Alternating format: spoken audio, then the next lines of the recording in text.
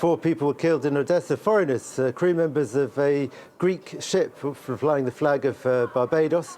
Ukrainian analysts think that there is a renewed attempt by Russia to prevent Ukraine from exporting grain by sea, and these attacks on the port of Odessa are part of that. There are also attacks on what the Ukrainians describe as civilian infrastructure objects, probably factory of some kind in Dnipro.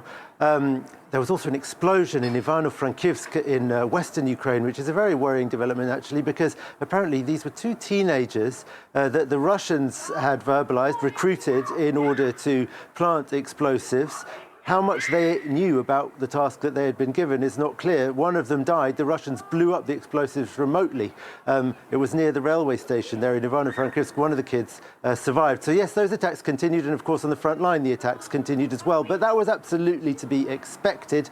Volodymyr Zelensky said so today, actually, in his press briefing, that whenever there's renewed diplomatic activity, we also see an intensification of military activity from the Russians. We've really come to recognize that pattern ever since this Russian aggression against Ukraine started back in 2014. We still really don't know whether or not the Russians are going to agree to this ceasefire, and if they do, whether they will adhere to it. Volodymyr Zelensky struck a skeptical tone today. He said that he, of course, hoped that they would, but that past form suggests that maybe they wouldn't. People I spoke to on the streets of Kyiv mostly seem to think that the Russians would not even agree to the ceasefire, but Ukrainian analysts, pundits and some politicians are actually saying that they think it's more likely the Russians will agree to the ceasefire. They want to keep this goodwill that they seem to have got from Donald Trump for whatever reason. They probably don't want to squander that. What people are saying is that it's quite likely that the Russians will try to impose various conditions, and the devil will be in the detail